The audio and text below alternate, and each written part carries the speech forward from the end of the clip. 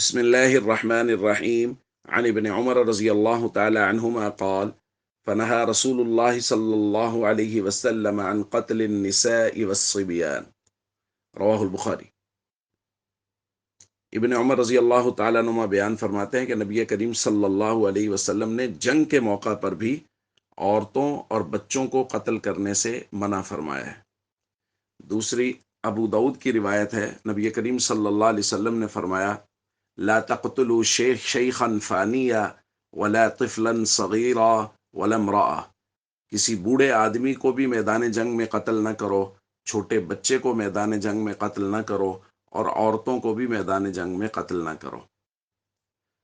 دوستو، جو مہذب قومیں ہوتی ہیں، شریف قومیں ہوتی ہیں، جو بہتر دین ہوتے ہیں، ان میں میدان جنگ کے اندر بھی، لڑائی میں بھی رحم دلی ہوتی ہے، خیر ہوتی ہے۔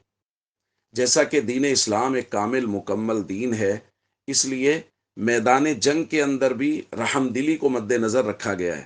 نبی کریم صلی اللہ علیہ وسلم نے بارہا اس بات کی تاکید فرمائی: خبردار کوئی عورتوں کو قتل نہ کرے، کوئی بچوں کو قتل نہ کرے، خبردار کوئی بوڑھے آدمی کو قتل نہ کرے۔ بدقسمتی یہ ہے کہ اس وقت غزہ اور فلسطین میں جن بدبختوں کے ساتھ ہمارا مقابلہ ہے، یہ تو وہ بدبخت ہیں جنہوں نے انبیاء کو بھی قتل کر دیا۔ قرآن کریم میں اس بات کا ذکر ہے۔ اور آج یہ لوگ غزہ اور فلسطین میں جو بمباری کر رہے ہیں، وہ عورتوں اور بچوں اور بوڑھوں پر ہی کر رہے ہیں۔ نوجوانوں پر تو بس نہیں چل رہا۔ نوجوان تو ان کو الحمدللہ حماس کے نوجوانوں نے ان کو ہر طرف سے گھیر رکھا ہے، اور ان کو ہر طرف سے ہر محاذ پہ منہ کی کھانی پڑ رہی ہے۔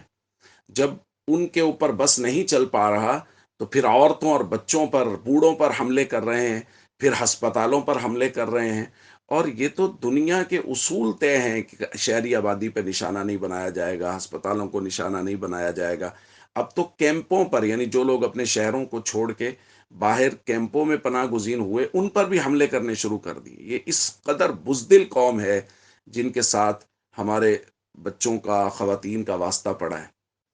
اس لیے بھائی، یہ ظلم کر رہے ہیں، اور ظالم کا ساتھ دینا بھی گناہ ہے، اور ظالم کے ظلم کو سہ کر یا اس کے ظلم کو دیکھ کر خاموشی اختیار کرنا بھی گناہ ہے۔